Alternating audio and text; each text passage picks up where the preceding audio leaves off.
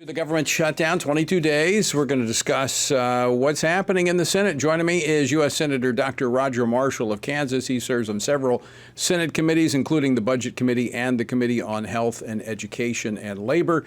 He's also an OBGYN who has practiced medicine for more than 25 years, delivering more than 5,000 babies. And he just came from a subcommittee hearing that he was chairing. Dr. Marshall, thanks so much for taking time to join us.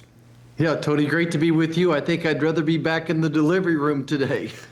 Well, we need to deliver something, but it appears that the Democrats continue to block the delivery of that hope for the American people. Right. And as the president said yesterday several times, we're not going to negotiate until the Democrats open the federal government. The way I would look at this is the following. The Democrats kidnapped the federal government. Their ransom is $1.5 trillion. They want to borrow an additional $1.5 trillion, adding to our national debt. And we're simply not going to do it. When you make that payment, when you pay the ransom, it just encourages them to do the same thing here in another 60 days when we get to the next short-term gap measure as well. So we're stuck.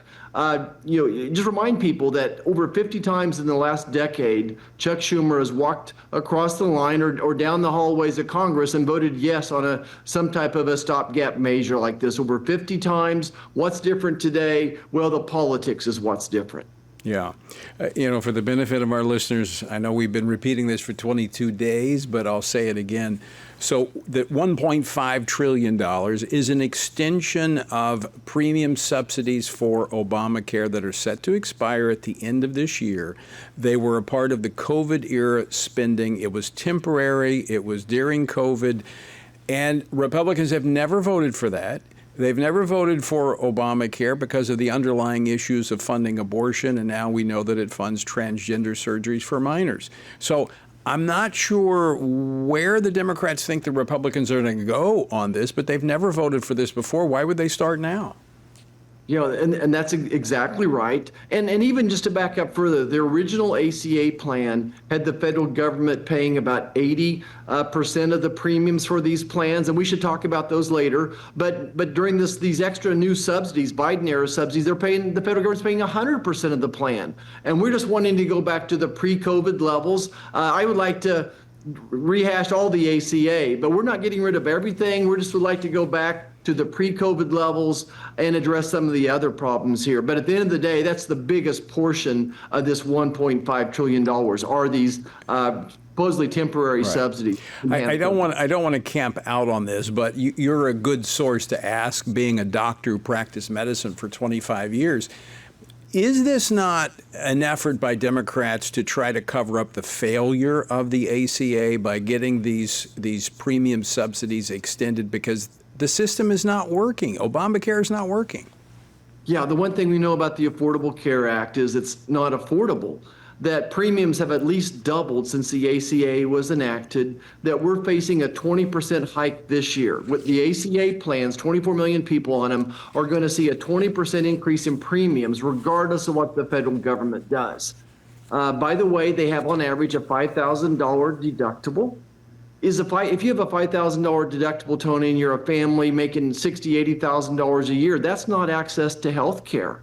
And by the way, there's $25–50 billion of fraud in the ACA as well. So look, we want everyone to have health care. We want to take care of everybody. We want everybody to have meaningful, affordable health care. But the ACA is a failure.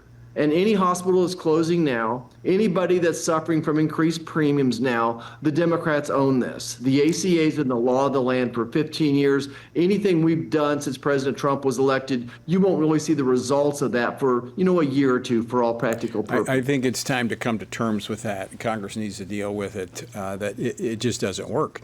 All right, I want to move on. I want to ask, we got about 2.5 minutes left and we'll go to the next segment, but I want to ask you about the meeting yesterday with President Trump at the White House. Anything the president said that maybe you weren't expecting?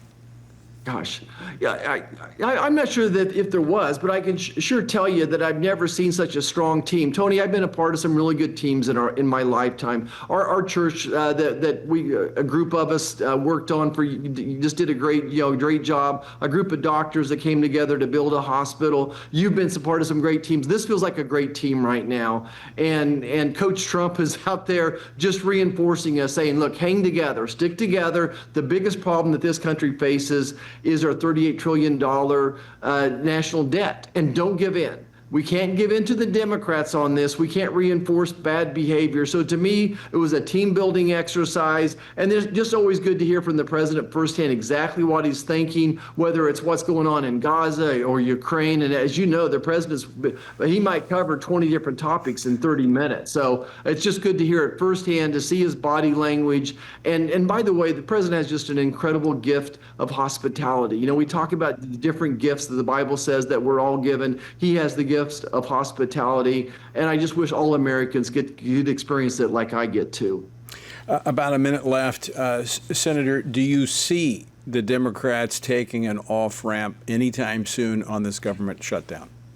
I'm afraid I don't. Even tomorrow, they're going to have the opportunity to vote on paying the federal employees that are here working, the essential workers.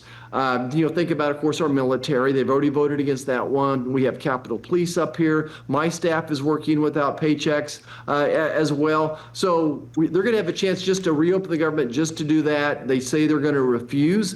I don't know what their off-ramp looks like right now. So it's a dire predicament right now. And it's interesting, President Trump seems to be focused on some things overseas, waiting for that timing. He'll know the timing when he needs to be engaged, and he'll be the good deal maker for us. All right, Senator, stick with us. When we come back, I want to talk about a letter that 51 Senate Republicans sent to the FDA regarding the abortion pill. And I want to talk about some good news on the gender identity front. It appears that this craze that was taking place during the Biden administration among our youth is ending. Continuing my conversation with Senator Dr. Roger Marshall of Kansas.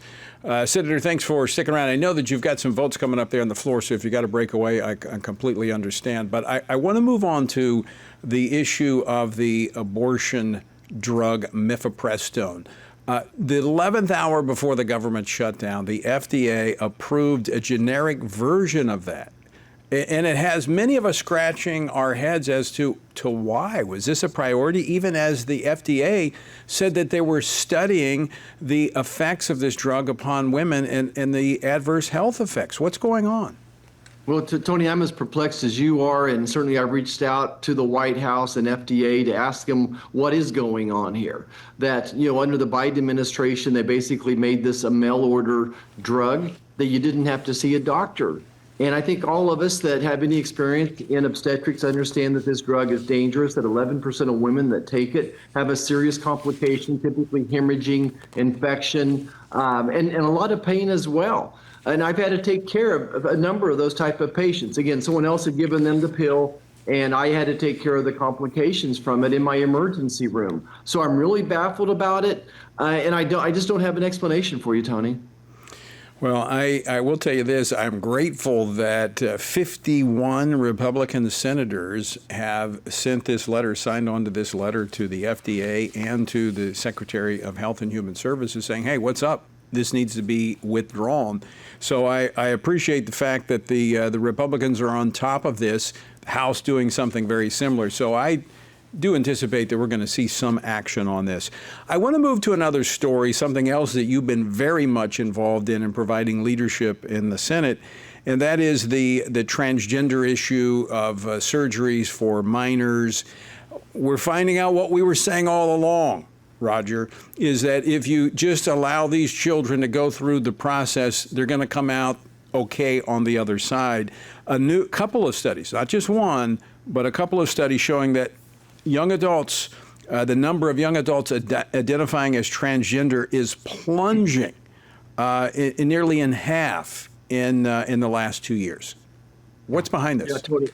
Yeah, I'd be interested in your thoughts as well. But I think number one is we've had this mental health epidemic going on in the country since basically apps and were on phones and the youngsters had access to social media, the internet, that type of thing. But what I see in this Gen Zers, this group under 30, they've got to hop in them step. They want to be patriots. That they have been so DEI'd, I don't know what the right verb is for it, but treated so poorly that they didn't get into the prestigious schools, they didn't get the good jobs. One thing, and they were told that you're a bad person because you're a successful male. So that group has said enough of this. I think enough people like you and me, us, have said enough of this. This is probably a 95 to 5 issue. I mean, when we saw schools blatantly saying we're going to let boys compete against girls, I think that was just the end of it. And then to see the brave people that stood up and said, I feel uncomfortable with a guy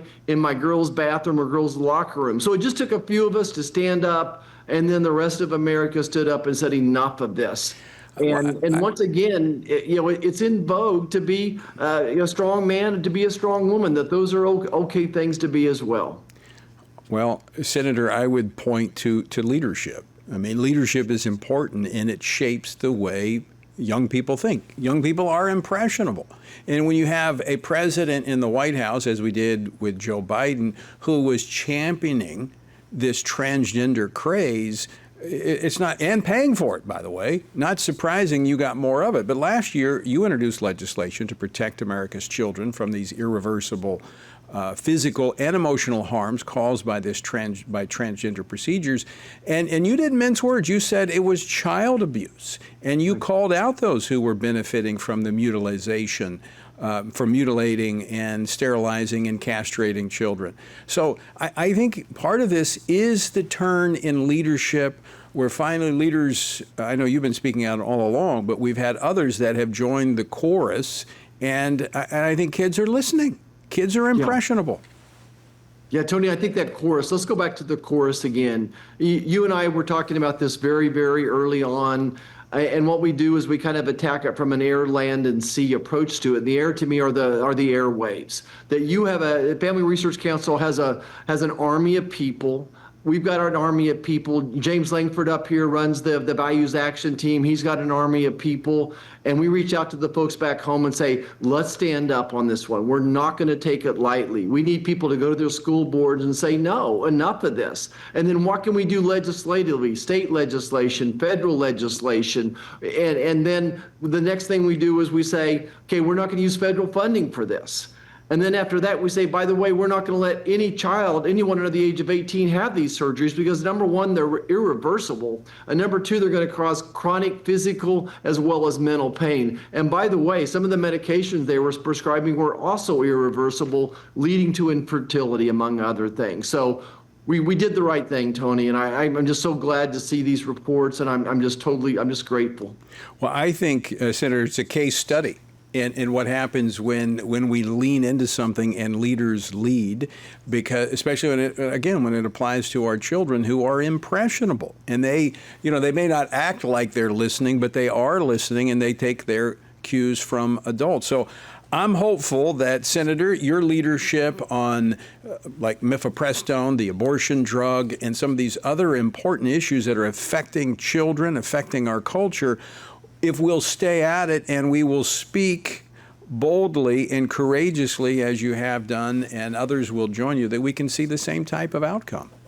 Yeah, Tony, we had a tough day up here a couple weeks ago. One of the members of the cabinet texted me Ephesians 7:14 actually, and I'm sorry, Ephesians 6:12. I'm thinking of a football score. Ephesians 6:12, that we wrestle not against flesh and blood, but against principalities, against powers, against the rulers of darkness in this world. And I think this transgender issue is absolutely a spiritual battle for the soul of this nation. And so many of these issues are a battle for the soul of this nation as well. It goes way beyond even politics. I'm grateful for President Trump's leadership. And just some of what he shared lately with us about his faith in God. And just more and more of us need to share that this country was founded on Judeo-Christian values. And as long as we keep those values close to heart, we're going to be just fine. and living them out. Dr. Roger Marshall, always great to see you, my friend. Thanks so much for taking time to join us today. Thank you, Tony.